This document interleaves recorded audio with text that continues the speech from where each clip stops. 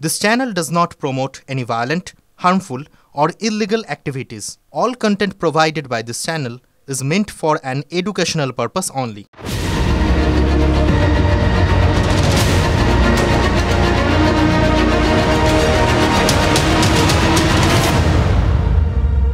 President, this is your prize. This is your Peace Prize. There is also a beautiful medal for you that you can wear everywhere you want to go. I'm going to wear it right now. Okay, let me hold. Fantastic. Excellent. আমাদের ছোটবেলায় একটা গান খুব বিখ্যাত হয়েছিল জানেন তো, হবে হবে করে কন্যার বিয়ে ভেঙে যায়, মধু খেতে এসে মৌমাছি মধু যে না পায়। এটা আজকে মনে পড়ে গেল, তার কারণ আজ অবশেষে এতবার হতে হতে ফসকে যাওয়ার পর অবশেষে একটা পেলেন ডোনাল্ড ট্রাম্প, শান্তি পুরস্কার। হ্যাঁ, এই শান্তি পুরস্কারটা নোবেল না, উনি নোবেল চেয়েছিলেন, নোবেল পাননি, কিন্তু তার বদলে সান্ত্বনা পুরস্কার তো বটে। আর এগুলো তো চলে চলে বলেই তো সেই দুধের স্বাদ ঘোলে মেটানো এরকম গোছের কথা, বা ওই নাকের বদলে নড়ুন, এগুলো কি এমনি এমনি এসছে নাকি? মানে এগুলো একটা সাবস্টিটিউট আর কি, অ্যাকসেপ্টেবল সাবস্টিটিউট। তো সেটাই হলো, কিছু তো একটা পেলেন। এবার তার যে একটা কিছুর খুব দরকার, মানে বাচ্চাদের ছেলে ভোলানো খেলনার মতো আর কি, সেরকম সে ব্যাপারটা কিন্তু ওই ফিফার প্রেসিডেন্ট জিয়ান্নি ইনফান্তিনো ধরে ফেলেছিলেন। এবার তার একটা দায় রয়েছে, সামনের বছর এই বিশ্বকাপের আসর বসছে আমেরিকা, সুতরাং আমেরিকার প্রেসিডেন্টকে তো হাতে রাখতে হবে। আমেরিকা এমনিতে বিভিন্ন রকম বিষয়ে বিভিন্ন রকম ফ্যাকড়া তোলে, জটিল দেশ এদিক থেকে, আর তার মধ্যে যখন প্রেসিডেন্ট ডোনাল্ড ট্রাম্প, তখন তো কোনো কিছুরই নিশ্চয়তা নেই, শেষ মুহূর্তে সব কিছু বদলে যায়। হয়তো তার মনে হলো যে না, একটা ফুটবল দিয়ে এরকম বিশ্বকাপ খেলতে তো দেওয়া যাবে না, তার বদলে সব কটা ছেলের পায়ে ফুটবল দিয়ে দিতে হবে। অথবা তার মনে হলো না, ফুটবলটা এখানে করতেই দেবো না, কারণ বাইরের থেকে সব লোকজন আসবে খেলা দেখতে, অভিবাসী হয়ে থেকে যাবে এখানে, অথবা এখানে এসে শরণার্থী হয়ে যাবে, আর কিছু না হলেও এখানে বেআইনিভাবে থেকে যাবে আর কি, এরকম একটা কিছু বিষয়।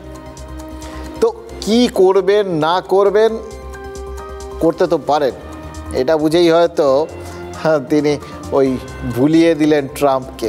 আর দেখুন, নোবেল শান্তি পুরস্কারের বদলে ফিফার শান্তি পুরস্কার পেয়ে ট্রাম্পও পুরো খুশিতে ডগমগ, দেখলেন না? প্রথমে ইনফান্তিনো ট্রফিটা দেখালেন, ট্রাম্প খুশি হলেন, কিন্তু ঠিক আছে আর কি, এরকম একটা ব্যাপার ছিল। কিন্তু যেই মেডেলটা দেখলেন, তাকে আর পায় কে? সেই জটায়ুর মতো ওটা আমার বলে লাভ দিয়ে গিয়ে পড়িয়ে দেবে কি দেবে না ওর অপেক্ষা নেই, টপ করে নিজেই পড়ে নিলেন, হামলে পড়লেন আর কি।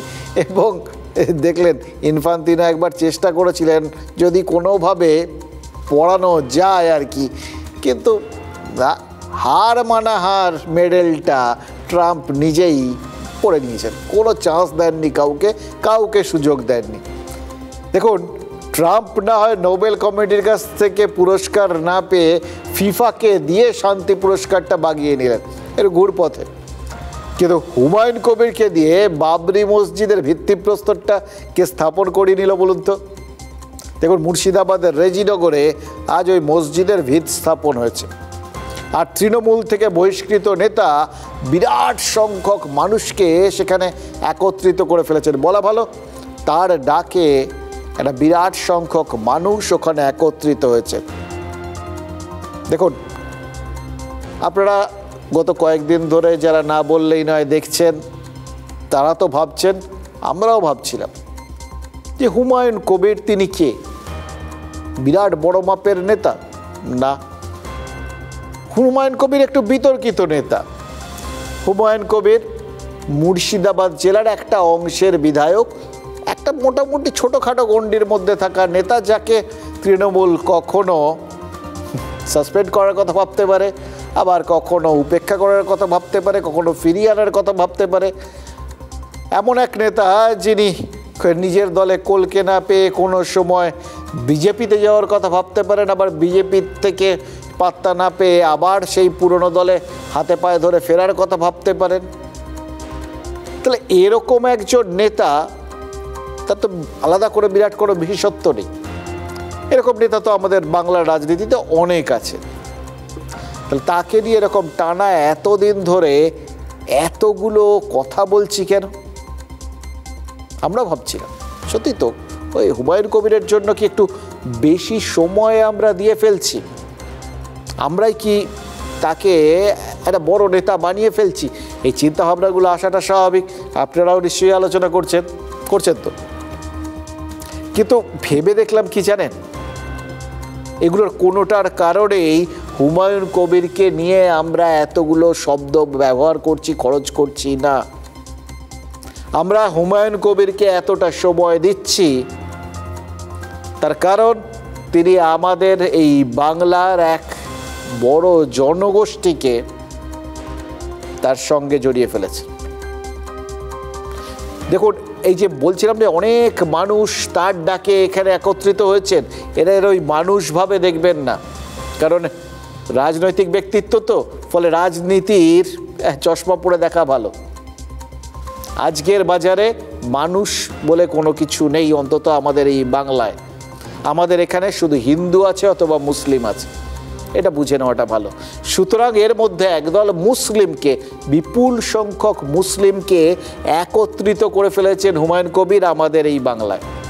আরও নির্দিষ্ট করে বললে, সবাই যেখানে ধর্মের তাস খেলছে, হুমায়ুন কবির ধর্মের তাস না খেলে ধর্মের জাল চড়িয়েছেন, এবং সেই জালটা ধরে এমন টান দিয়েছেন, গোটা ভারতের মুসলিম সমাজের মধ্যে তাতে টান পড়েছে বলাটা একটু বাড়াবাড়ি হয়ে যাবে, কিন্তু বাংলার মুসলিম সমাজে যে টান পড়েছে, বিভিন্ন দিক থেকে টান পড়েছে, সেটাই বাস্তব। সেটাকে অস্বীকার করা যাচ্ছে না। অস্বীকার করার চেষ্টা করেও তাই জন্য খুব একটা লাভ নেই, কারণ আমরা বুঝে গেছি এটা যে সত্যিই আমাদের এই রাজ্যের মুসলিম জনগোষ্ঠীর মধ্যে হুমায়ুন কবির একটা টান দিয়ে ফেলেছেন। এবার সেটা সঠিক কারণে করেছেন, বেঠিক কারণে করেছেন, ঠিক বুঝিয়ে করেছেন, ভুল বুঝিয়ে করেছেন, এর ফল ভালো হবে, ফল খারাপ হবে, এই বিতর্কের মধ্যেই যাচ্ছি না। যেটা আজকের দিনে দাঁড়িয়ে বাস্তব, সেটা বাস্তব। আজকের দিনে দাঁড়িয়ে এটা বাস্তব যে প্রচুর মুসলিমকে আজ রেজিনগরে হুমায়ুন কবির জমায়েত করেছিলেন। কত মুসলিম এসেছিলেন দেখুন। অতিথিদের জন্য 3টে আলাদা আলাদা ক্যাটারারকে দায়িত্ব দেওয়া ছিল বিরিয়ানি রান্না করার জন্য। কত জনের বিরিয়ানি তৈরি করতে 3টে ক্যাটারার লাগে ভাবুন তো। অত খাবার নিশ্চয়ই নষ্ট করার জন্য তৈরি হয়নি, তাই না? লোককে খাওয়ানোর জন্যই তৈরি হয়েছিল। এবার কত লোক নিমন্ত্রিত ছিল, কত লোক আসতে পারে, এটা হিসেব করে এই নিশ্চয়ই হুমায়ুন কবির 3টে ক্যাটারারকে বিরিয়ানির বরাত দিয়েছিলেন। কি শুনেছি জানেন? 40,000-এর মতো লোক এই বিরিয়ানি খেয়েছেন। যদিও হুমায়ুন কবিরের দাবি লোক এসেছিল তার থেকে অনেক বেশি। আমরা হুমায়ুনের কবিরের দাবিতে নাই গেলাম। নিজেদের মিটিংয়ে ভিড়ের সংখ্যাটা ওই যারা মিটিংয়ের আয়োজক তাদের চোখে সবসময় অনেক বড় থাকে, ওই জন্য আমরা সচরাচর ওই পুলিশের কাছ থেকে জানতে চাই যে ভিড়টা ঠিক কত হয়েছে। এক্ষেত্রেও আমরা ওই ক্যাটারারের থেকে জানতে পেরেছি মোটামুটি 40,000-এর মতো মানুষ নাকি বিরিয়ানি খেয়েছেন, এবং এই ভিড় সামলাতে নাকি 3,000 স্বেচ্ছাসেবক নামাতে হয়েছিল। মানে বুঝতে পারছেন কত মানুষ সামলাতে এরকম 3,000 স্বেচ্ছাসেবক লাগে। এগুলো সব হয়েছে। এবার যা হয়েছে সবই কি হুমায়ুনের একার উদ্যোগে হয়েছে? তিনি কি একার উদ্যোগে সব কিছু করেছেন, নাকি আসলে পেছনে কেউ ছিলেন যিনি আসল হুমায়ুন শিখণ্ডী সামনে, অথবা কেউ কোনো বিশেষ স্বার্থ পূরণের জন্য হুমায়ুনকে ফুলিয়ে, মানে বেড়ালকে ফুলিয়ে যেরকম বাঘ বানানো হয় সেরকম হুমায়ুনকে ফুলিয়ে মুসলিম সমাজের একজন নিয়ন্ত্রক নেতা বানাতে চাইছেন। শুধুমাত্র 3 কাটা জায়গার উপরে, আমার ট্রাস্টির জায়গার উপরে এত বিরোধিতা সত্ত্বেও আমরা আজকে ভিত্তি স্থাপন করছি। 25 বিঘা জায়গার মধ্যে ইসলামিক হসপিটাল হবে, বিশ্ববিদ্যালয় হবে, পার্ক হবে, হেলিপ্যাড হবে এবং একটা মুসাফিরখানা হবে। এটা পূর্ণাঙ্গ রূপটিতে যত কোটি টাকা খরচ হোক, প্রচুর মানুষ আর্থিক সহযোগিতা করবে। পাশাপাশি আপনাদেরকে খুশি খবর, নাম করতে তিনি নিষেধ করেছেন।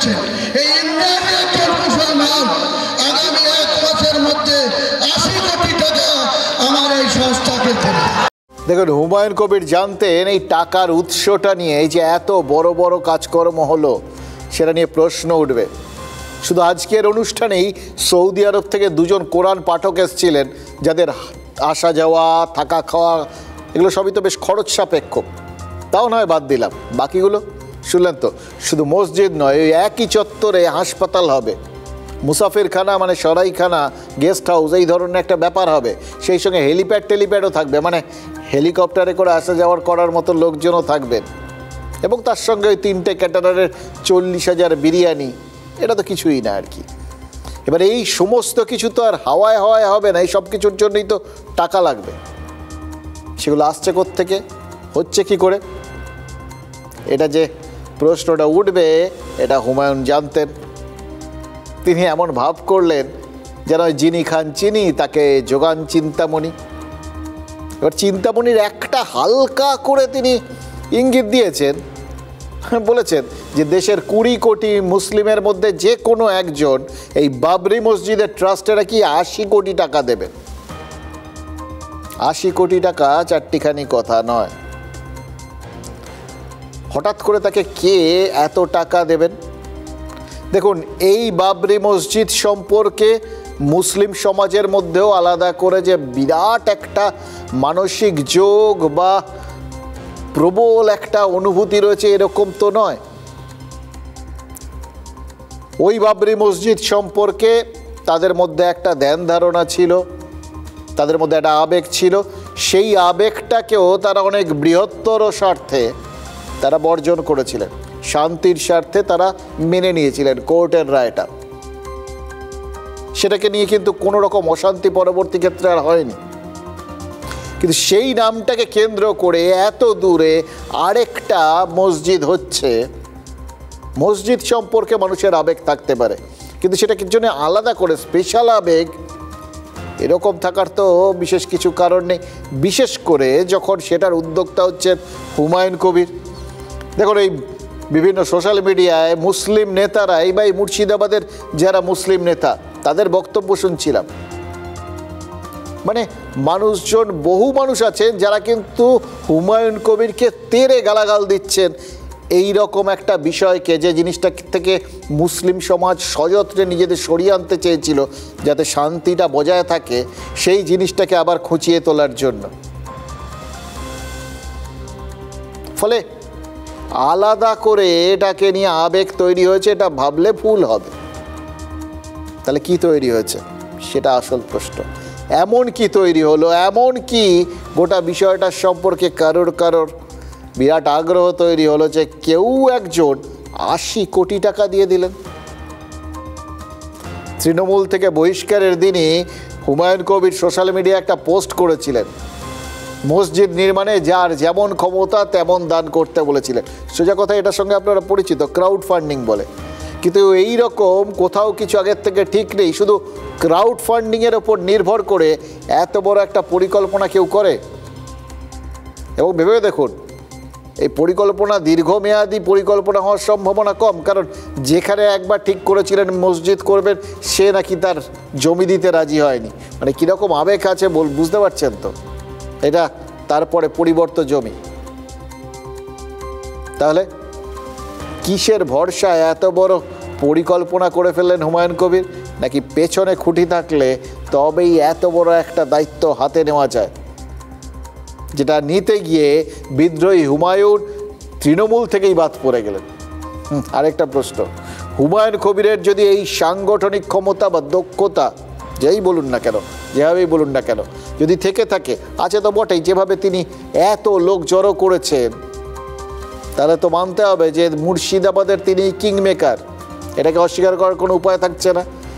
এবং এটা আরও বেশি করে মনে হচ্ছে যে বিষয়টাকে আমরা শুধু বোধহয় মুর্শিদাবাদ বললে এক্ষেত্রে অন্তত ভুল করব, কারণ আজকে রাজ্যের বিভিন্ন জায়গার থেকে মুসলিমরা মুর্শিদাবাদে গেছিলেন। এটা কিন্তু আমাদের রিপোর্টাররাই পরখ করে দেখেছেন, টের পেয়েছেন। এমন বহু মানুষকে তারা ভিড়ের মধ্যে খুঁজে বের করেছিলেন, যারা কেউ নদিয়া, কেউ ওই উত্তর বা দক্ষিণ 24 পরগনা বা হুগলির থেকে গেছেন। এবার হুমায়ুন কবিরের সাংগঠনিক দক্ষতা তাহলে কি ভৌগোলিক সীমা অতিক্রম করেছে? মুর্শিদাবাদের বাইরেও কি তার একটা আকর্ষণ তৈরি হয়েছে যে অমোঘ আকর্ষণের টানে গোটা বাংলার থেকে মুসলিম সমাজ সবাই এসে রেজিনগরে হাজির হচ্ছে? সেটা যদি হয় তাহলে তো তিনি হ্যামলিনের বাঁশিওয়ালার একটা নবতম সংস্করণ। ঠিক সুরে তিনি বাঁশি বাজাচ্ছেন আর সবাই পিলপিল করে তার কাছে এসে হাজির হচ্ছে। হুমায়ুন কবিরের কাছে জামিয়াতে উলেমা হিন্দ, ওই আমাদের সিদ্দিকুল্লাহ সাহেবের, তাদের মতো সংগঠন নেই, ফুরফুরা শরীফের মতো সুফি আবেগ নেই। তারপরেও হুমায়ুন এই বিপুল সংখ্যক মানুষকে কোন ডাকে, কোন সুরে একত্রিত করলেন? এটা যদি হয়, আবার বলছি, তাহলে কিন্তু এই প্রশ্নটা উঠবে, আচ্ছা তৃণমূল কি তাহলে ভুল করলো? তৃণমূল কি হুমায়ুনকে আন্ডার এস্টিমেট করলো? বুঝতে ভুল যে এরকম তার ক্ষমতা আছে এটা ধরেইনি, তারা ভুল বুঝেছিল। জল মাপতে এরকম ভুল তো রাজনৈতিক নেতারা করেন না, বিশেষ করে এই সংখ্যালঘু ভোট ব্যাংকটা যখন তাদের জন্য অত্যন্ত গুরুত্বপূর্ণ। যার এরকম একটা জনভিত্তি আছে, তাকে ওই গোড়া এতদিন ধরে বিভিন্ন কিছু বলার পরেও যে সহ্য করে রেখেছিল, সেটা তো তার এই সাংগঠনিক দক্ষতার সঙ্গে সামঞ্জস্যপূর্ণ। যদি ওরকম সহ্য করেই থাকতো, এড়িয়ে এড়িয়ে যেত, তাহলে বোঝা যেত একদম ঠিক করছে, এটাই তো হওয়ার কথা, কারণ এর সাংগঠনিক দক্ষতা রয়েছে। কিন্তু সেটা না করে তৃণমূল যে তাকে বেবাক বার করে দিল এবং আজীবনের জন্য, তাহলে কি তারা গোটা বিষয়টায় একটা বিরাট বড় ভুল করে বসে আছে? তার থেকেও বড় কথা, ভুলটা কি এখন করলো বাদ দিয়ে, নাকি আরও আগের থেকে করেছে? যার এরকম সাংগঠনিক দক্ষতা, যার ডাকে গোটা বাংলার লোক চলে আসছেন, মানে মুসলিমরা, তাকে তৃণমূল শুধু কুয়োর ব্যাংক করে রেখে দিল কেন? পুরো মুর্শিদাবাদেও নয়, ভরতপুরের বিধায়ককে ওই জেলায় একটা ছোট্ট গণ্ডির মধ্যে বেঁধে দিতে চেয়েছিলেন মমতা বন্দ্যোপাধ্যায়। প্রশ্ন হচ্ছে, তার মতো জহুরি, তিনি তো জহর চিনতে ভুল করেন না, তাহলে এক্ষেত্রে ভুল করলেন কেন? এবার এই প্রশ্নগুলোর উত্তরটা যদি আপনি নিজের মতো করে খুঁজে পেতে থাকেন, তাহলে আরও একটা প্রশ্ন আপনার মনে আসবে, তাহলে কি এতটা ব্যাপারটা নয় যাকে কেন্দ্র করে গোটা বিষয়টা বলা হচ্ছে, ভাবা হচ্ছে? আসলে তিনি সামনে মুখোশ মাত্র, আসল মুখটা পেছনে রয়েছে এবং তার হয়েই, সেই মুখোশের হয়ে সেই আসলে লোকজন জোগাড় করে পাঠিয়ে দিয়েছে। এবার সেই মুখটা রাজনীতির কিনা সেটা এক্ষুনি বলাটা খুব মুশকিল। শুধু সম্ভাবনাগুলোকে আমরা একটুখানি আলোচনা করতে পারি। কেউ মসজিদ তৈরি করছেন, করতেই পারেন, কিন্তু সেটা যদি অন্য রাজনৈতিক দলের চক্রান্ত বা প্ররোচনার ফাঁদে পড়ে একটা পলিটিক্যাল ইভেন্টে পরিণত হয় এবং সেটার উদ্দেশ্য অন্য কিছু থাকে, সেক্ষেত্রে সেটা সাংগঠনিক শৃঙ্খলা বিশৃঙ্খলা তাদের পর্যবেক্ষণের আওতায় পড়ে যায়।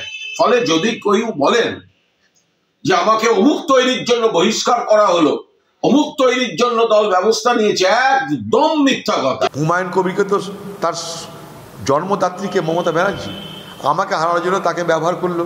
সে হুমায়ুন কবির আজকে বলছে সেটা, যে হিন্দু মুসলমান দাঙ্গা করিয়ে অধীর চৌধুরীকে হারানোর ব্যবস্থা করেছি আমি। মুখ্যমন্ত্রী কথাই করেছি। একটা রাজ্যের মুখ্যমন্ত্রী নিজে যদি দাঙ্গা লাগায় ভোটে হারানোর জন্যে, তাহলে সেই রাজ্যের মুখ্যমন্ত্রীর প্রতি মানুষের কোনো ভরসা বিশ্বাস থাকবে? রাজ্যের মুখ্যমন্ত্রী কি বলছেন সেটাই সব থেকে বড় ব্যাপার। আর আমি প্রথমেই বলেছি, রাজ্যের মুখ্যমন্ত্রী হয়ে খেলছেন হুমায়ুন কবির।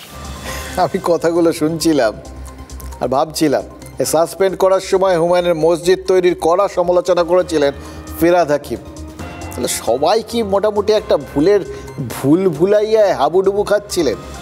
এই চিনতে ভুল করা, হুমায়ুনের এই সাংগঠনিক দক্ষতাকে জাজ করতে ভুল করা, এগুলো ছেড়ে দিন। হুমায়ুনকে কোন কারণের জন্য সাসপেন্ড করা হবে সেটা বুঝতেও কি ভুল করেছিলেন সবাই? মানে ফিরহাদ হাকিম প্রাথমিকভাবে তিনিও তো ওরকমই বলেছিলেন যে তিনি রেজিনগরে করতে পারতেন তার বাড়ি, তিনি ভরতপুরে করতে পারতেন তার কেন্দ্র, সব ছেড়ে বেলডাঙ্গার মতো ওরকম উপদ্রুত এলাকায় গিয়ে করছেন কেন? বিষয় তো তাহলে তাই দাঁড়ায়, তিনি করছেন বলেই তাকে সাসপেন্ড করা হচ্ছে। অথচ কুণাল ঘোষ বলেছেন মসজিদ তৈরির জন্য নাকি ভরতপুরের বিধায়ককে সাসপেন্ড করা হয়নি, দলীয় পদক্ষেপ করা হয়েছে অন্য রাজনৈতিক দলের হয়ে ধর্মের রাজনীতি করার জন্য। মানে আমার হয়ে ধর্মের রাজনীতি করলে তুমি রাজনৈতিক ধর্ম পালন করছো, কিন্তু অন্যের হয়ে ধর্মীয় রাজনীতি করলে তুমি নোংরা রাজনীতি করছো। ব্যাপারটা কি এইরকম? ব্যাপারটা এইরকমই আর কি, আসলে এটা আমরা জানি। কিন্তু কি করব বলুন, এরা যখন বলেন তখন এদের সেই ব্যাপারটা খেয়াল থাকে না যে আমরা খানিকটা ব্যাপারগুলো দুয়ে দুয়ে মাঝে মধ্যে তাদের শেখানো ফর্মুলা অনুযায়ী চার করে নিতে পারি। এটাও আমরা ভাবতে পারি যে হয়তো পরবর্তী ক্ষেত্রে মনে করা হয়েছিল যে হুমায়ুন ভরতপুরের, হুমায়ুন আপাতত তৃণমূলের সম্পত্তি, হুমায়ুনকে রাখা হবে কি বার করা হবে সেটা রাজনৈতিক বিষয়। কিন্তু মসজিদ তো সম্পূর্ণ মুসলিম সমাজের, মসজিদ তো পুরো ইসলামের। ফলে এখানে যদি এরকম বার্তাটা ভুলভাবে যায়,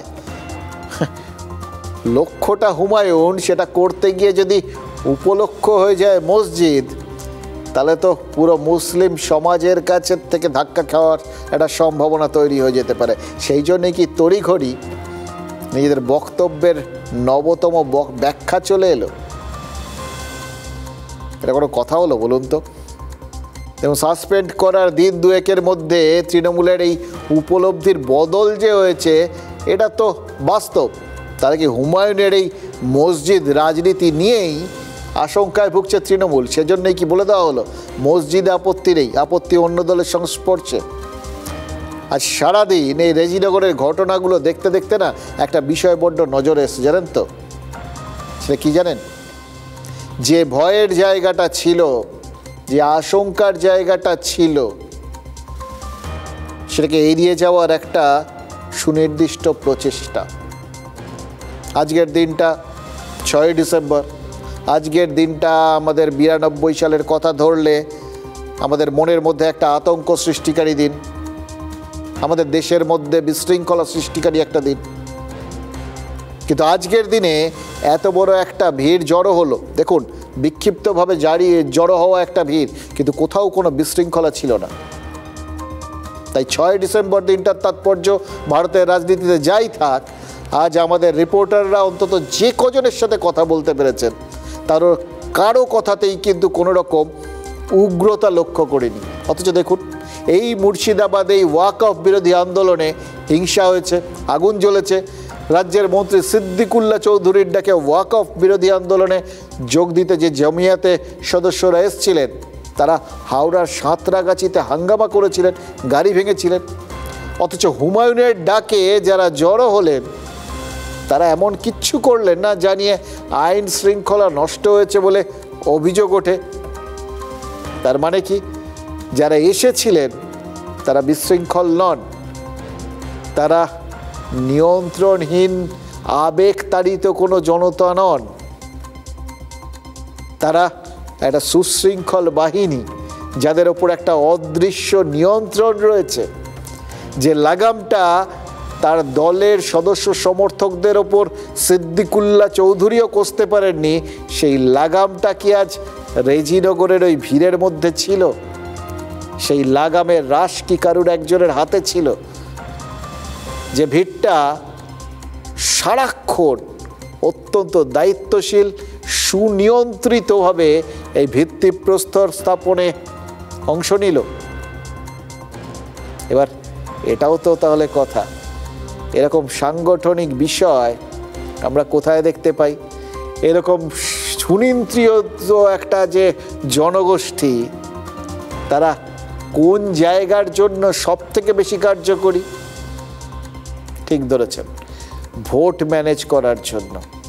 অর্থাৎ যারা ভোট নিয়ন্ত্রণ করেন তারা। এবার এই সংগঠিত ভিড়টা যদি আরও বড়োভাবে আরও বড় জমায়েত সংগঠিত করতে পারে এবং তাদের ভোট বুথের দিকে নিয়ে যেতে পারে, তাহলে কাদের সুবিধে সেটাও একটুখানি ভেবে দেখার বিষয় রয়েছে। সেটাই বুঝেই কি রাজনৈতিকভাবে ওই ব্যক্তি হুমায়ুনকে তৃণমূল কোণঠাসা করলেও মসজিদ নির্মাণের পেছনে যে সংগঠক হুমায়ুন রয়েছেন, সেই হুমায়ুনকে চটালো না তৃণমূল পরিচালিত রাজ্য সরকারের প্রশাসন। দেখুন, রেজিনগরের এই মসজিদ নিয়ে কিন্তু মামলা হয়েছিল, সেই জনস্বার্থ মামলায় হুমায়ুনের পক্ষেই আদালতের পর্যবেক্ষণ গেছে। সত্যিই তো, কেউ একজন ধর্মাচরণ করবেন সেটা নিয়ে তো আগে ভাগে আদালত কোনো রকম নিষেধাজ্ঞা জারি করতেই পারেন না, হস্তক্ষেপ করতেই পারে না। এবার হাইকোর্ট হস্তক্ষেপ না করায় এই মসজিদের ভিত্তিপ্রস্তর স্থাপনে রাজ্য প্রশাসনেরও কিছু করার ছিল না, এবং সেই জন্যই তৃণমূলের প্রতি রাগ দেখালেও প্রশাসনিক সহযোগিতা নিয়ে অকুণ্ঠ প্রশংসা করেছেন হুমায়ুন, অর্থাৎ প্রশাসনিক সাহায্য তিনি পেয়েছেন। এই যে দলের বিরোধিতা অথচ প্রশাসনের সহযোগিতা যেটা হুমায়ুন পেলেন, এর ফলে বিজেপির কি খুব একটা সুবিধা হলো? মানে কোনো বক্তব্য তাদের প্রমাণ করতে বা পেশ করতে এর সুবিধা হয়ে গেল কি? আস্তে আস্তে রাজ্য রাজনীতিটা যখন ধর্মকেন্দ্রিকই হয়ে যাচ্ছে, তখন এইরকম নির্ঝঞ্ঝাটে এত মানুষকে নিয়ে হুমায়ুনের কর্মসূচি প্রশাসনের সাহায্যেই সম্ভব হয়েছে, এটা বলে দেওয়ার সুযোগ কি বিজেপি পেয়ে গেল? তারা কি বলবে যে এসব কিচ্ছু হতো না তৃণমূলের প্রশাসনের প্রচ্ছন্ন সমর্থন এবং নিয়ন্ত্রণ না থাকলে? দেখুন, রাজনীতি এ তো সব চলে। এই যে একজন বিধায়ক একটা জেলায় যার রাজনীতির সীমাবদ্ধতা বলে এতদিন সবাই জেনেছেন, তাকে আর তার কর্মসূচিকে নিয়ে এই যে এতগুলো কথা বলছি, সেটা কারণটা এখন আপনারা নিশ্চিতভাবেই বুঝতে পারছেন, কারণ এই কথাগুলো আজ না বললেই নয়। প্রমাণ হয়ে গেল মমতা ব্যানার্জি কত বড় তোষণবাজ, কত বড় হিন্দু বিরোধী, কত বড় ভারতীয় সংস্কৃতির বিরোধী। পশ্চিমবাংলার হিন্দুরা যদি ঐক্যবদ্ধ হয়ে মমতা ব্যানার্জিকে না সরান, তাহলে অনেক এলাকার নাম আগামী দিনে ঔরঙ্গজেবের নামে করবে, শাহজাহানের নামে করবে, হুমায়ুনের নামে করবে, বাবরের নামে করবে, আকবরের নামে করবে। তাই হিন্দুরা এই আজকের বেলডাঙ্গার ঘটনা দেখে শিক্ষা নিন। বিভিন্ন শিক্ষা প্রতিষ্ঠানের মতো বিজেপিতেও ওই প্রাক্তনীদের কোনো সংগঠন আছে কিনা বলুন তো? মানে কম লোক তো নেই। আর হুমায়ুন কবিরও তো বিজেপির প্রাক্তনী, তার প্রতি বিজেপির কোনো বিশেষ অনুভূতি আছে কি নেই এটাও কিন্তু খতিয়ে দেখার একটা বিষয় আছে। এতদিন এই কথাটা মাথায় আসেনি, কিন্তু আজকে মনে হচ্ছে। হুমায়ুন দুদিন আগে বললেন যে বিজেপির কেউ মুখ্যমন্ত্রী হলে স্বাগত জানাবেন। আজ বিজেপিও দায়িত্ব নিয়ে হুমায়ুনের মসজিদ কর্মসূচিতে একেবারে জাতীয় স্তরে প্রচার করে দিল। বিজেপির তথ্য প্রযুক্তি সেলের প্রধান আর পশ্চিমবঙ্গের পর্যবেক্ষক অমিত মালব্য, তিনি তো সোশ্যাল মিডিয়ায় ভিডিও পোস্ট করেছেন কিভাবে হুমায়ুন অনুগামীরা মসজিদ তৈরির জায়গায় ইট বয়ে নিয়ে যাচ্ছেন। এবার মসজিদ তৈরি করতে হলে তো ইট লাগবেই, অনুগামীরা ধর্মস্থানের জন্য ইট নিয়ে যাচ্ছেন, এতেই বা আপত্তির কী রয়েছে? এই প্রশ্নটা কেউ করতে পারেন, এবং সেই প্রশ্নটা উত্তর উজ্জ্বলই থাকবে। ওটার উত্তর আপনারা জানেন, কেন কেউ দিতে পারবেন না? কারণ এই দৃশ্য বর্তমান প্রজন্ম দেখেনি, কিন্তু আজ থেকে 33 বছর আগে রাম মন্দির তৈরির সময় তো সবাই দেখেছিল। সারা ভারত থেকে কর সেবকরা তো এভাবে ইট নিয়ে পৌঁছেছিল অযোধ্যায়। আজ হুমায়ুন কবির তার অনুগামীরা তারই পাল্টা হিসেবেই কি এই ইটটা নিয়ে গেলেন। ইট বয়ে নিয়ে যারা গেলেন তাদের অনেকেই কিন্তু 1992 সালে পৃথিবীর আলো দেখেননি। যারা জন্মেছিলেন তাদের স্মৃতিতে সেই দৃশ্যটা থাকার কথা নয়। তাই স্বতঃস্ফূর্তভাবে ইট নিয়ে যাওয়ার ভাবনাটা হয়তো মাথায় আসেনি। এই ইট নিয়ে যাওয়ার পরিকল্পনাও তো সুপরিকল্পিত। আপনাদের মনে আছে ওই যখন দীঘায় জগন্নাথ মন্দির হলো, তখনও কিন্তু সেই নিমকাঠ সেটা দরকার পড়েছিল, এবং তখনও মনে হয়েছিল এই নিমকাঠটাও বোধহয় ভেসে এসছে। আসলে এগুলো লাগে। ওই মসজিদের নামের মতোই সেই সময়ের ঘটনাটা, সেই সময়ের যে ঘটনাটার সাক্ষী হয়তো এখন অনেকেই নয়, তাদের সেই সময়ের ঘটনাটা নিজের মতো করে একটা ব্যাখ্যা করে দিয়ে তাদের মনের ভেতর একটা ছবি তৈরি করে দেওয়াটা, এটাই তো আসল লক্ষ্য। আর ওই মসজিদের ভিত্তিপ্রস্তর স্থাপনের তারিখের মতোই এই গোটা বিষয়টা সুপরিকল্পিত। এবার এইটা যে মুহূর্তে হচ্ছে সেই মুহূর্তে তো আবার সেই 92-এর ছবিটা বা তারপর রাম মন্দির তৈরির জন্য গোটা দেশ থেকে কর সেবকদের ইট নিয়ে যাওয়ার ছবিটা নতুন করে প্রচারের সুযোগ পেয়ে গেছে বিজেপি। সেই আবেগটাকে জাগিয়ে তোলার সুযোগ পেয়ে গেছে তারা। এবার আবেগটাকে জাগিয়ে তোলার রাস্তা কি? এই ইট নিয়ে যাওয়ার, মসজিদ তৈরির জন্য ইট নিয়ে যাওয়ার ছবিটা। এবং সেই জন্যেই অন্য সব দৃশ্য ছেড়ে এই ইট বয়ে নিয়ে যাওয়ার দৃশ্যটাকে এত বড় করে ছড়িয়ে দেওয়াটা, সেটাও কিন্তু সুপরিকল্পিত। এটাই রাজনীতি।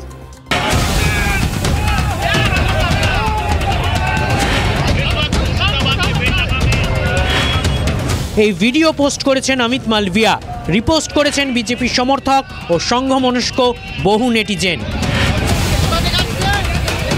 আজকে মমতার আমলে মোগল পাঠানদের সংস্কৃতি পশ্চিমবাংলায় বীজ পোতা হলো 500 পুলিশের প্রোটেকশন। মসজিদের ভিত্তিপ্রস্তর স্থাপনের আনুষ্ঠানিক দৃশ্যটিও নয়, ইট বইবার দৃশ্যটি এবারের 6ই ডিসেম্বরের প্রধান দৃশ্য। আলবাগ নতুন নাম থেকে এসেছি। বাড়ি থেকে ইট নিয়ে এসেছেন? বাড়ি থেকে এসেছি, ইট নিয়ে এসেছি বাড়ি থেকে। আমরা মকবুলতলা থেকে আসছো? শুধু মুর্শিদাবাদ নয়, পশ্চিমবঙ্গের বিভিন্ন জেলা থেকেও ইট নিয়ে বেলডাঙ্গায় পৌঁছন অনুগামীরা। পূর্ব বর্ধমানের পূর্বস্থলীর লক্ষ্মীপুর গ্রাম থেকে মসজিদ সমর্থকরা রওনা হন। তো আমাদের হুমায়ুন কবির সাহেব বলেছে যে 6 ডিসেম্বর বাবরি মসজিদে শিলান্যাস হবে, তাই আমরা এখান থেকে যতজন যাচ্ছি সবার যা যতটা সামর্থ্য সেটা আমরা এই ইট দিয়ে হোক, কেউ কিছু পয়সা দিয়ে হোক, ওখানে আমরা আজকে সাহায্য করতে যাচ্ছি। ইট নিয়ে যাচ্ছি আমরা, এখানে যে যেমন গরিব মানুষ আমরা একটা করে ইট দিয়ে সাহায্য করবো ওখানে। আচ্ছা, যদি উনি আলাদা দল করেন তাহলে কি সেই দলের পাশেও থাকবেন আপনার আগামী দিনে? সেই দল টাইম যখন আসবে 2026-এ বিধানসভার ভোট, তখন দেখা যাবে। মুর্শিদাবাদের পাশের জেলা নদিয়া থেকেও মসজিদ সমর্থকরা হুমায়ুন কবিরের কর্মসূচিতে যোগ দিতে গিয়েছেন। অনেকেরই সঙ্গে ছিল ইট। বেলডাঙ্গা কবিরের মসজিদে যাবো, কবিরের মসজিদে। মসজিদে ইট, মসজিদ একটা করে ইট দিয়ে যাচ্ছেন, কি বলবেন? আমি সেখানে বিসমিল্লাহ বলে সাহায্য করবো হুমায়ুন কবিরের স্বার্থে, আল্লাহর স্বার্থে। নদিয়ার জয়নাল মল্লিককে দেখলেন, তিনি নিজের মাথায় একটা ইট নিয়েছেন, নাতির মাথায় একটা ইট চাপিয়েছেন, তারপর বেরিয়ে পড়েছেন। গন্তব্য 20 কিলোমিটার দূরে। আশা করি শেষ পর্যন্ত কোনো বাস বা টেম্পো তিনি পেয়ে গেছিলেন। কিন্তু এদের প্রত্যেকের বক্তব্যগুলো শুনুন। এদের অধিকাংশর মুখেই কোনো রাজনৈতিক মন্তব্য শোনা যায়নি, কিন্তু যে বক্তব্যগুলো আসছে তার মধ্যে রাজনীতি খোঁজার চেষ্টা করলে দেখবেন বক্তব্যগুলোতে রাজনীতি না থেকেও আছে। অত্যন্ত রাজনৈতিকভাবে পরিণত মনস্কতার পরিচয় দিয়েছেন ওই আগের ভদ্রলোক। শুনলেন তো, যখন তাকে বলা হলো যে এত কিছু করছেন আপনি, হুমায়ুন কবির রাজনৈতিক দল যখন তৈরি করবেন তাতে যোগ দেবেন তো, তিনি কি বললেন? এড়িয়ে গেলেন একজন পরিণত রাজনৈতিক ব্যক্তিত্বের মতো। যখন রাজনীতি ওই 26 আসবে, যখন রাজনৈতিক দল তৈরি হবে, তখন ভাবা যাবে।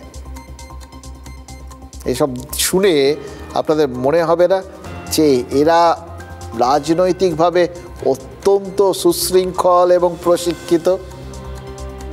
আবার নাও হতে পারে।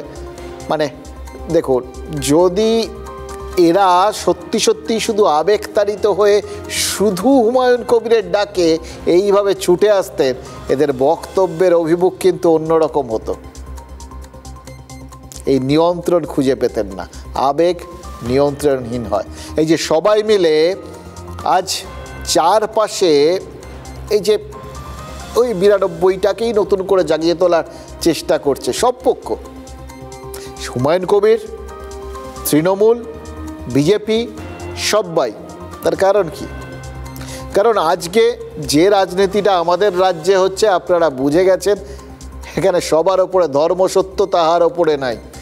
আমরা এখন আর মানুষ নেই, আমরা হিন্দু হয়ে গেছি অথবা মুসলিম হয়ে গেছি। এবারে হিন্দু মুসলিম বিভাজনের রাজনীতিটা যদি করতেই হয়, সেটাকে চরম জায়গায় নিয়ে যেতে সব থেকে ভালো উদাহরণ কি? ওই 92কে ফিরিয়ে নিয়ে আসা। সেই 92 যে সময় ভারত সব থেকে বেশি এই ধর্মের হিসেবে বিভক্ত হয়ে গেছিল এবং ধর্মকে কেন্দ্র করে সাম্প্রতিককালে সব থেকে বেশি উত্তপ্ত হয়েছিল, উদাহরণ হিসেবে তো, বিভাজনের উদাহরণ হিসেবে তো ওটাই সব থেকে ভালো। সবাই কিন্তু তাই করছেন।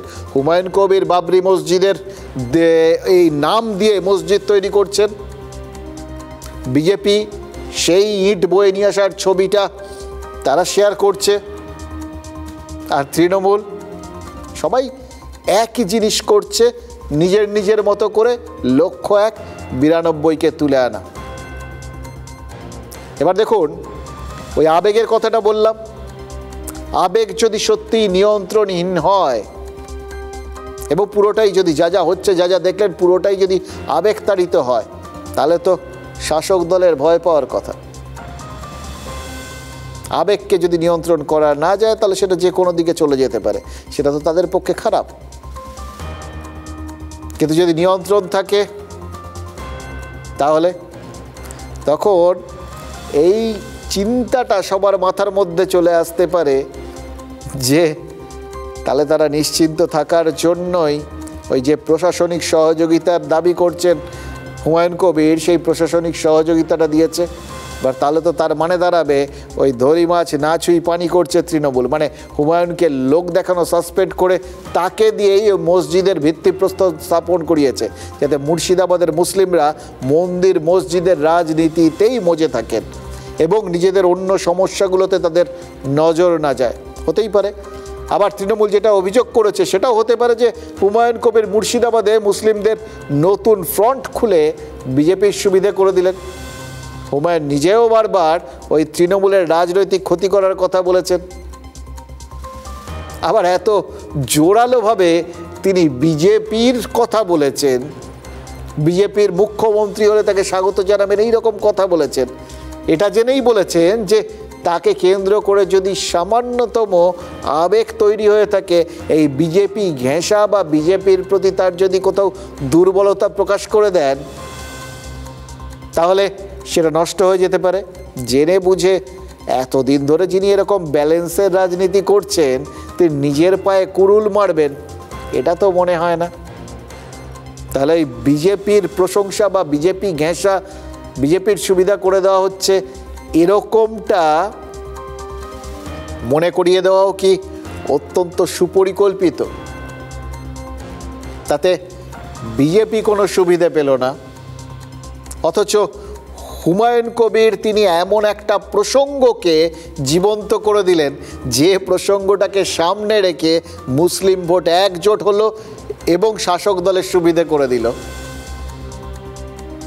বলতেই পারেন সেক্ষেত্রে হুমায়ুন কবির কি নিজে দধিচি হলেন, নিজে আত্মত্যাগ করে দলের অস্ত্র তৈরি করে দিলেন?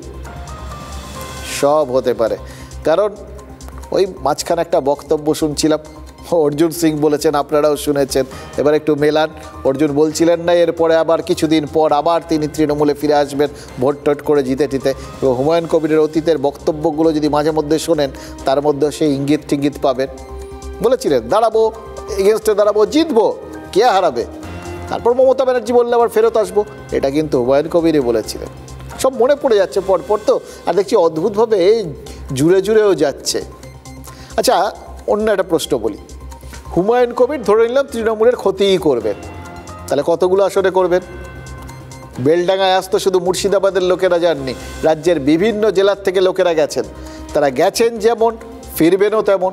তার মানে বাংলার কোনায় কোনায় এই বেলডাঙ্গা ছড়িয়ে পড়বে, মুসলিম ভোট ভাঙবে অথবা একজোট হবে। এটা যদি হয়, কতগুলো আসনে তার প্রভাব পড়বে? হুমায়ুন কবির কিন্তু একটা নতুন হিসেব দিয়েছেন। 2021-এর বিধানসভা নির্বাচনের আগে যেটা প্রশান্ত কিশোর হিসেব দিয়েছিলেন, মানে বাংলায় 30% মুসলিম ভোট, এমনিও ভোটার তালিকার থেকে বা ভোটের হিসেব থেকে মোটামুটি যে হিসেবটা চলে আর কি, সেটাকে আজকে উড়িয়ে দিয়ে হুমায়ুন কবির বলেছেন বাংলায় 37% মুসলিম ভোট। এই 30% আর 37%, দুটোর মধ্যে অঙ্কের হিসেবে 7% ফারাক, কিন্তু রাজনীতির হিসেবে এই ফারাকটা কিন্তু আকাশ পাতাল ফারাক, বিরাট ফারাক। বিজেপির হিসেব যেটা, মুসলিম সংখ্যাগরিষ্ঠ আসন হচ্ছে 74টা, বাকি 220টাতে, ওই জন্য তারা হিন্দু ভোট একজোট করার চেষ্টা চালিয়ে যান। সেটা তারা বলেছেন, ওই যে এর আগে যেটা শুভেন্দু অধিকারী হিসেব দিতেন তার পেছনে কিন্তু ওটাই বলতেন না, আর 5% হিন্দু ভোট একজোট করতে হবে, তাহলেই সব হিসেব ঠিকঠাক হয়ে যাবে তাদের পক্ষে। এবার হুমায়ুন কবির বলছেন মুসলিম সংখ্যাগরিষ্ঠ এরকম আসন 90টা, মানে বিজেপির হিসেবের থেকেও হুমায়ুনের হিসেব 16টা বেশি। এবার হুমায়ুন আহ্বান জানিয়েছেন এই 90টা আসনে মুসলিমদের নিজেদের প্রতিনিধি পাঠাতে হবে। কে সেই প্রতিনিধি? কোন রাজনৈতিক দল? আলবাত হুমায়ুনের নিজস্ব রাজনৈতিক দল হবেন, এটাই হয়তো প্রাথমিকভাবে মনে হবে, এবং মুসলিমদের নিজস্ব প্রতিনিধি মুসলিমই হবেন, এটাই নিশ্চয়ই তাদের লক্ষ্য হবে। অর্থাৎ পুরোটাই ধর্মের ভিত্তিতে তারা লড়বেন। 294টা আসনের মধ্যে যদি 90 জন প্রার্থী ধর্মীয় পরিচয়ে লড়েন, তাহলে বাকি 204টা আসনে যারা লড়বেন তারা আনুষ্ঠানিকভাবে কি হিসেবে লড়বেন? ধর্মর হিসেবে লড়ছেন এটা কেউ কিন্তু বলবেন না। তাহলে ধরতে হবে ওই 204টা যে আসন সেগুলো কি ধর্মনিরপেক্ষ থাকবে? দেখুন, 2021-এ বিজেপির ভয়ে মুসলিম ভোট মমতা বন্দ্যোপাধ্যায়ের পেছনে একজোট হয়েছিল, এটা পরিষ্কার বোঝা গেছিল। এবার 2026-এ ওই 90 জন বিধায়কের ভয়ে যদি হিন্দু ভোট আবার জমাট বাঁধতে শুরু করে, তখন কিন্তু এটা আপনাদের ভাবতে হবে, এই প্রচারের ফলে হুমায়ুন তৃণমূলের ঘর ভেঙে বিজেপির ঘরও তৈরি করে দেবেন নাকি? এই এদিকেও হয় এও হয়, এইসব ভাবছেন তো আপনারা? হচ্ছে এটা কি হুমায়ুনের? দেখুন, কেউ কেউ থাকেন যিনি সারাক্ষণ ওই ব্যালেন্সের খেলাটা খেলতে ভালোবাসেন, যেদিকে বাটকারা বেশি চাপাবেন সেদিকে নিচু হবে। এরা একটা রাজনীতির তৃতীয় পক্ষ এবং আজকের বাজারে অত্যন্ত গুরুত্বপূর্ণ অথচ অত্যন্ত প্রাসঙ্গিক পক্ষ। বাঙালি মুসলমানদের কাছে আমার আবেদন, আপনারা নিজেদের জায়গায় যেখানে 42% থেকে 82% পর্যন্ত মুসলমান মেজরিটি সিট আছে 90খানা, এই 90টা সিট আপনাদেরকে মুসলমানদের জনপ্রতিনিধি বিধানসভায় পাঠাতে হবে। হুমায়ুন কবিরের যে নিজস্ব কোনো ভোট ব্যাংক নেই, এবং হুমায়ুন কবিরের যদি নিজস্ব হাওয়াই থাকতো, 2012 সালে যখন উনি কংগ্রেস ছেড়ে এসেছিলেন বা ইলেকশনে জিততে পারেননি কেন? মমতা ব্যানার্জি তো আপনাকে মন্ত্রীও করেছিল।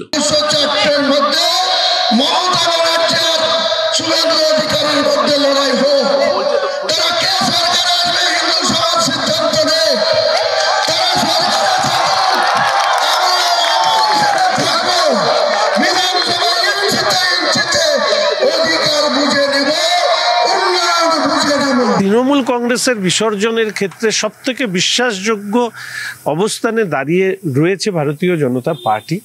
ফলে যেটাই হোক না কেন ভারতীয় জনতা পার্টির পক্ষে আখেরে লাভ। মুসলিম কার্ড খেলছেন তো খেলুন, মুসলিম কার্ড খেলুন, মুসলিম কার্ড খেলুন, মুসলিম কার্ড ওনাকে খেলতে দেন, কোনো সমস্যা নেই।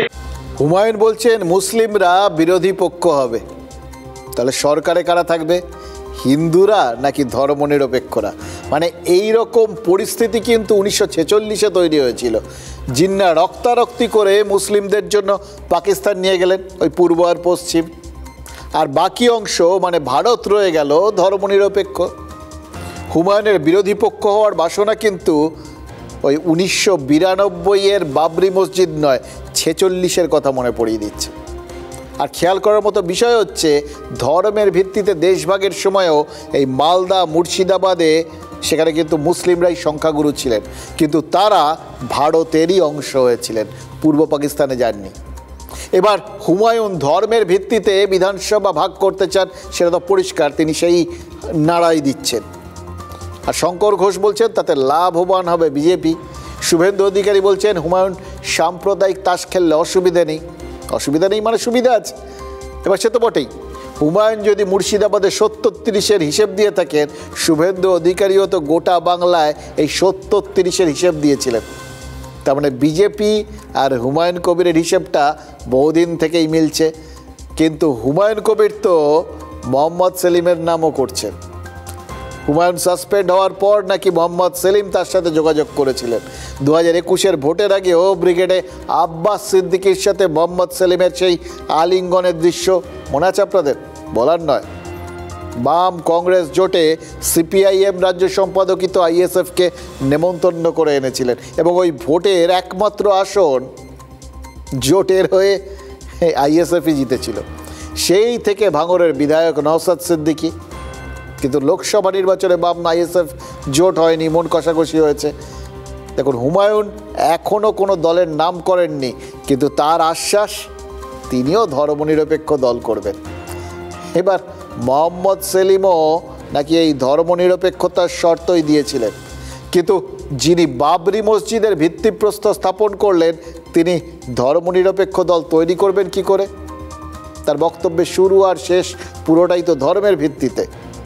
মোহাম্মদ আলী জিন্নাও তো ব্যক্তিগত জীবনযাপনে নাকি ধর্মীয় প্রভাবমুক্ত ছিলেন বলে ইতিহাসবিদরা দাবি করেন, কিন্তু সেই জিন্না ধর্মের ভিত্তিতে দেশভাগ করিয়েছিলেন, দাঙ্গা করিয়েছিলেন। আর যিনি ধর্মের ভরসাতেই পা ফেলছেন তিনি কি করে ধর্ম নিরপেক্ষতার রাস্তায় এগোবেন? সেলিম সাহেবের সাথে কথা হয়েছে, উনি অ্যাপ্রোচ করেছেন, আজকে স্বাগত জানিয়েছেন।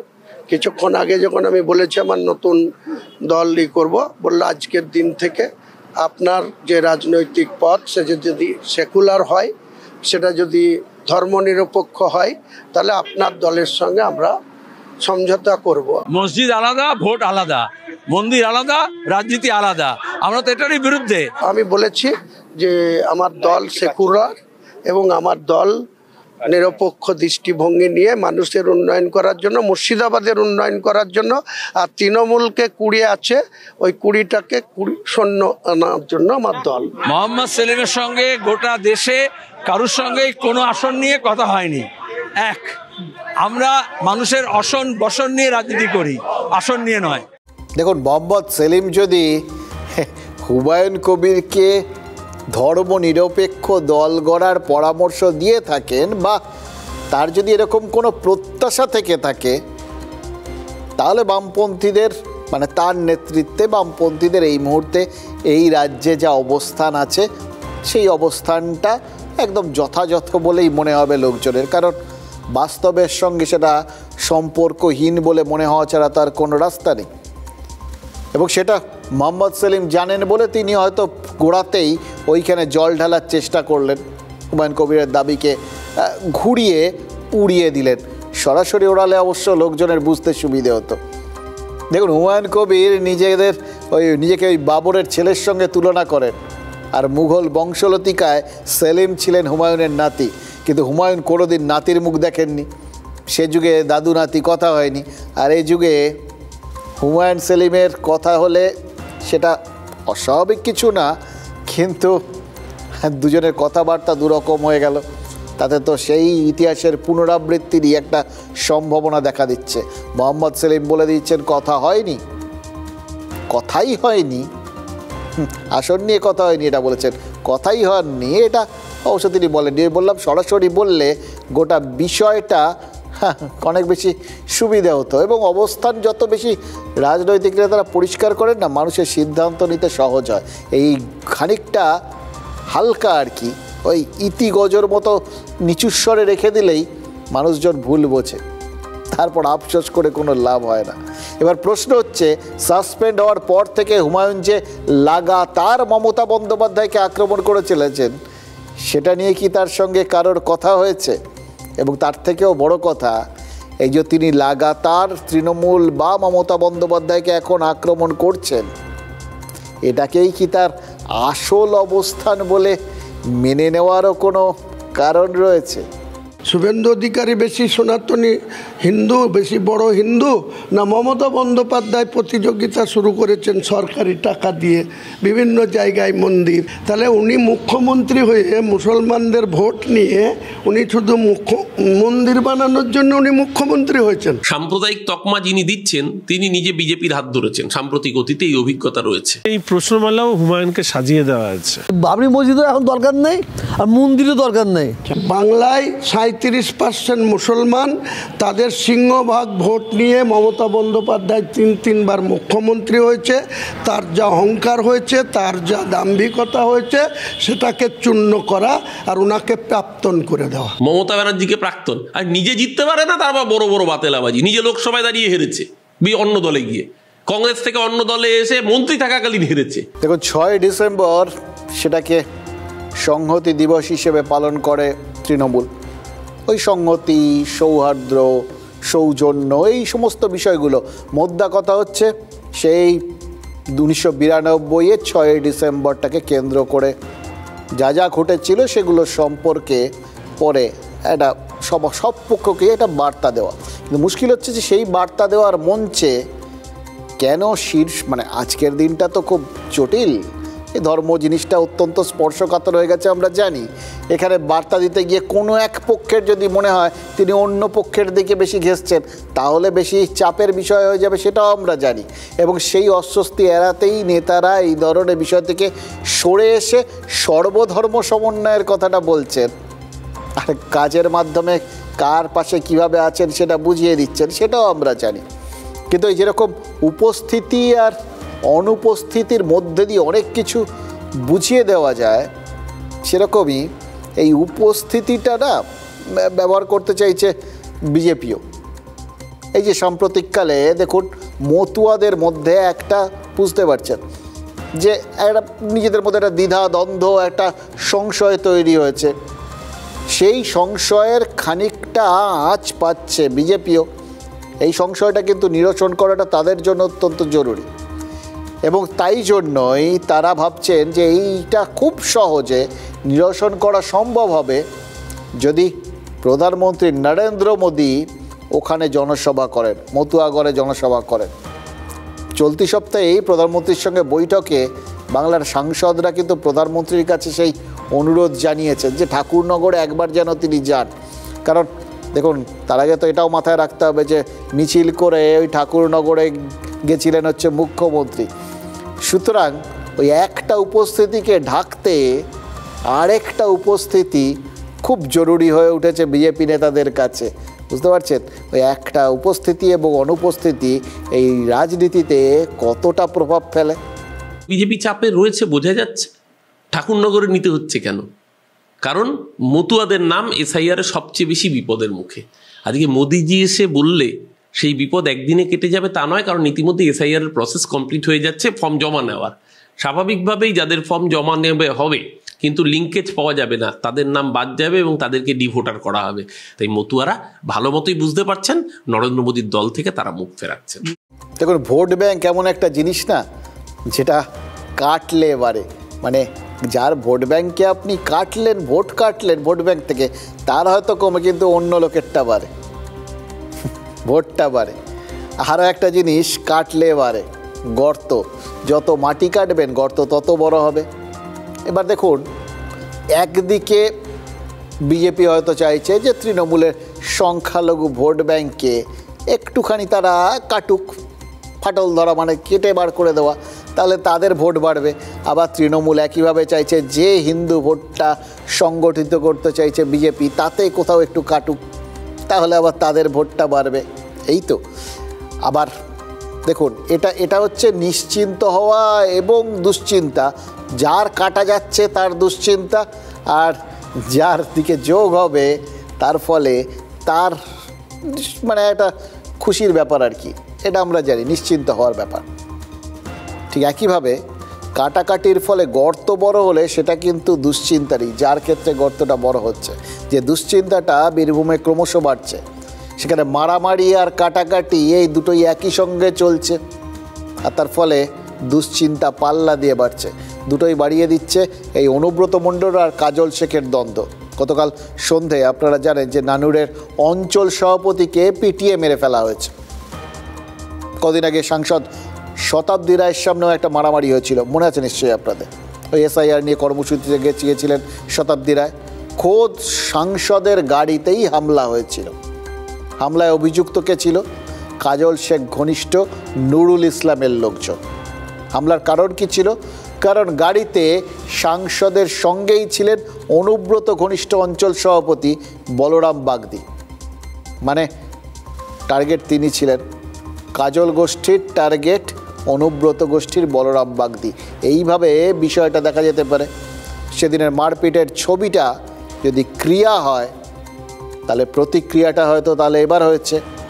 গতকাল পিটিয়ে খুন করে দেওয়া হচ্ছে কাজল শেখের অনুগামী তৃণমূলের বুথ সভাপতি রাজবিহারী সর্দারকে। এই অভিযোগ অনুব্রতর ঘনিষ্ঠ, মানে যিনি ঘটিয়েছেন এই অভিযোগটা ওই পরিবার করছে। তাদের অভিযোগের কেন্দ্রবিন্দুতে হচ্ছেন ওই অনুব্রত ঘনিষ্ঠ প্রাক্তন পূর্ত কর্মাধ্যক্ষ কেরিম খান। কাজল শেখ জেলা সভাপতি হতেই কেরিমের চাকরি গেছিল। এবার শোনা গেছে যে অন্নপূর্ণা পুজোর টাকা তোলাকে, মানে চাঁদা তোলাকে কেন্দ্র করে অশান্তির জেরেই পিটিয়ে খুন। মৃতের মেয়ে বলছেন চাঁদা তুলে বাবা কি ভুল করেছিল। এবার ভুলটা কোনটা সেটা নিশ্চয়ই তৃণমূল খোঁজার চেষ্টা করবে, আমরা অন্য কিছুর খোঁজ পাচ্ছি। শোনা যাচ্ছে গ্রামের মহিলারা প্রথমে ঘিরে ধরেছিলেন রাজবিহারীকে, তারপর প্রকাশ্যে পিটিয়ে খুন। একটু এক্ষেত্রে যে অভিযোগ সেটাকে ভালো করে ভেবে দেখুন। কাজল ঘনিষ্ঠ রাজবিহারীদের দাপটেই নাকি ওই অনুব্রত ঘনিষ্ঠ নেতাকর্মীরা গ্রাম ছাড়া, তাই স্ত্রীরা তারাই কি প্রথম নিশানা করলেন বা করানো হলো? দুটো প্রশ্ন। এক, এবার এই হামলার পর অনুব্রত ঘনিষ্ঠ পুরুষরা কি কামব্যাক করবেন? মানে ভোটের আগে অনুব্রতর দাপট কামব্যাকের করার চেষ্টা করছে। আর প্রশ্ন দুই, অনুব্রতর কামব্যাকের চেষ্টায় কাটাকাটিটা কি আরও বাড়বে? তাহলে কিন্তু বলতেই হবে বীরভূমে এই গর্তটা ভয়াবহ আকার নিতে চলেছে। পার্টি একই, গ্রামে তো ভাই, তাহলে মেরে দিতে হবে আমার বাবাকে। আমার বাবা কি অপরাধ করেছে? আমার বাবা চাঁদা তুলে কি ভুল করেছে? কাজলের সঙ্গে পার্টি করছে বলে আমার বাবা, ওই জন্যে আমার বাবার উপরে বিরূপ। মানে ধরুন একই তো পার্টিটা তো আলাদা নয়। হ্যাঁ, কাজলের মানে ওই করছে বলেই ওইটাই আমার বাবার অপরাধ। আমরা কাজলের দল করি, আর ওটা কেষ্ট দলের লোক। কদিন ধরে মার করছিল, কালকে পেয়েছে মেরে দিয়ে। বাবারা কাজল শেখের দল করতেন, ওদের হতে কাজ করেনি বলে এইভাবে মারধর করেছে। মানে ওই কেরিম খানের লোকেরা অন্য গোষ্ঠী। কোনো গোষ্ঠীদ্বন্দ্ব নয়, এটা একটা গ্রাম্য বিবাদ। নবান্ন উৎসবকে কেন্দ্র করে চাঁদা তোলা নিয়ে বচসা হয়, সেই বচসা থেকে মারপিট, সেই মারপিট থেকে এখানে মারা গেছে। নদী যত নিচের দিকে যায় তত উপনদী তৈরি হয়। এখানে তো শুনলে কেউ তৃণমূল করে না, কেউ কাজলের দল করে, কেউ অনুব্রতর দল করে। দলের নেতৃত্ব নিশ্চয়ই বুঝতে পারছেন কোন জায়গাটায় তৃণমূল স্তরে কোনখানে তৃণমূলের সমস্যাটা তৈরি হচ্ছে। গ্রামে সবাই তৃণমূল, পঞ্চায়েত, জেলা পরিষদ থেকে শুরু করে বিধায়ক, সাংসদ সব তৃণমূল। তারপরেও গ্রাম্য বিবাদে তৃণমূল নেতাই খুন হচ্ছেন। এটা নিয়ন্ত্রণহীনতা কি, নাকি ওই প্রবলেম অফ টু মেনি? সবই যেখানে তৃণমূল, তখন যা হবে তৃণমূলেরই তো হবে, হতেই হবে। এই গ্যারান্টিটা কে দিচ্ছে? কাকে ন্যায় দেবে আর কাকে অন্যায় শাস্তি দেবে, এই নিয়েই কি দল দোটানায় থাকছে? মুশকিল আরেকটাও আছে, এতদিন নিজের লোক ভাবার পর কাউকে যদি প্রতিপক্ষের লোক বলে সন্দেহ হয়, তখন দোটানা তো আরও চরমে পৌঁছয়। শহর আর শহরাঞ্চল নিয়ে তৃণমূল কি এই চরম দোটানাতেই পড়েছে? এটাও তো ভাবতে হচ্ছে। দেখুন, 24 লোকসভার আগে পর্যন্ত এই শহরের হিন্দিভাষীদের একটা অংশকে নিজেদের লোক বলেই মনে করত তৃণমূল, কিন্তু লোকসভার রেজাল্টে দেখা গেছে যে কলকাতা পুরসভার বেশিরভাগ ওয়ার্ডেই তৃণমূল পিছিয়ে গেছে এবং মূলত হিন্দিভাষী বেল্টে বিজেপি এগিয়ে গেছে। এবার দেখা যাচ্ছে ওই এসআইআরের সংগ্রহিত ফর্মের ভিত্তিতেও একটা ওরকম ভাগাভাগির ছবি আমাদের সামনে আস্তে আস্তে স্পষ্ট হচ্ছে। সংগ্রহিত ব্যাপারটা উল্টো দিক থেকে যদি দেখেন, মানে অসংগ্রহিত যে ফর্মগুলো সেই নিরিখে এগিয়ে গেছে কিন্তু এই কলকাতায়, মানে বেশিরভাগই জমা পড়েনি। এই সংখ্যাটা যদি দেখেন তাহলে সেটাই কলকাতা। এবং এক্ষেত্রেও হিন্দি বেল্টগুলোতেই ফর্মগুলো না আসার সংখ্যাটা সব থেকে বেশি। উত্তর আর দক্ষিণ কলকাতায় 20% করে এরকম ফর্ম দেওয়ার পর আর সেগুলো ফিরে আসেনি। এর মধ্যে ফর্ম দেওয়া যায়নি এটাও আছে, আবার দেওয়ার পর ফিরে আসেনি এটাও আছে। মোদ্দা কথা ফর্ম ফেরেনি। এরা কারা? আমাদের ক্যামেরা কলকাতার 93 নম্বর ওয়ার্ডে গেছিল, হাঁড়ির একটা চাল টিপে দেখার চেষ্টা আর কি। রাসবিহারীর ওই এলাকায় কম বেশি 95 থেকে 100টা ঘরে হিন্দিভাষীদের বাস, এবং দেখা যাচ্ছে কি জানেন, অধিকাংশই তালা বন্ধ। কোথায় গেলেন তারা? স্থানীয়রা বলছেন অনেকেরই ভিন রাজ্যে ভোটার কার্ড ছিল, বিহারে ভোটও দিয়েছেন অনেকে, কিন্তু রাজ্যে ভোটার তালিকা মিলিয়ে ফর্ম আসায় এখন ফেঁসে যাওয়ার ভয়ে পাত্তারি গোটাচ্ছেন। যে ভয়ে বাংলাদেশিরা পালাচ্ছিল সেই একই ভয় কি শহরের হিন্দিভাষীদেরও? তাহলে এটাও আপনারা ধরতে পারেন যে তাদের দু জায়গাতেই হয়তো নাম টাম ছিল, কিন্তু যখন তারা দেখেছেন এই এসআইআরের পর একটা জায়গা বেছে নিতে হবে, তখন কি তারা ওই নিজেদের জায়গাটাই বেছে নিচ্ছেন, মানে বিহার। অর্থাৎ এখানে যারা আসছেন, যারা থাকছেন, তারা এই জায়গাটাকে আপন করতে পারেননি আর কি। মজাটা হলো এই সন্দেহভাজনরা তৃণমূলের আস্থাভাজন আর হতে পারছেন না, আবার এদের একদম বাদের খাতায় ফেলাটাও ঝুঁকির হয়ে যাচ্ছে। তাই ফিরহাদ হাকিমের কথায় যেমন থাক তেমনই থাক এরকম একটা ব্যাপার যেরকম রয়েছে, তেমনি অরূপ চক্রবর্তীদের কথায় যা গেছে তা যাক, মানে দোটানা একেই কি বলে। কারণ আমাদের এখানে অনেক কলকাতা 11 মাসের একটা টেন্ডেন্সি হয়, তারা অনেক সময় উঠে চলে যান। আরেকটা কলকাতাতেই আরেকটা জায়গায় রয়েছেন, সেই জায়গাগুলোয় তাদের আগে তারা আসতেন ভোট দিতে, এখন ওইখানেই তাদের ভোট তুলতে হবে। দু জায়গায় ভোট ছিল এরকম, আমি আমার তো নিজের বিধানসভায় অনেক জায়গায় দেখেছি এরকম। এই সমস্ত হিন্দি ভাষাভাষী মানুষ যারা বিহারের ভোটার, তাদের নাম বাংলার ভোটার লিস্টে থাকে, তাহলে নির্বাচন কমিশনকেও কিন্তু বাংলার মানুষ ছেড়ে কথা বলবে না। ওরা এখানটাও করিয়েছিল, হ্যাঁ এখানটাও করিয়েছিল। এখন যে এই যে একটা যে মানে বেরিয়েছে একটা ফর্ম যেছে, ওই নিয়ে ওদের মানে একটু হয়ে গেছে যে আমরা তো বেশি দিন থাকবো না কলকাতায়, আমরা তো বিহারেই থাকতে হবে, যার জন্য ওরা বিহারেই মানে সব কিছু বললো আমাদের কলকাতার ভোট, মানে এরকম কিছু दो एक जन हमारे शादी होकर आया तो वहीं दिया था वोट 2000 को। अच्छा, अभी उधर ही वोट देते हैं?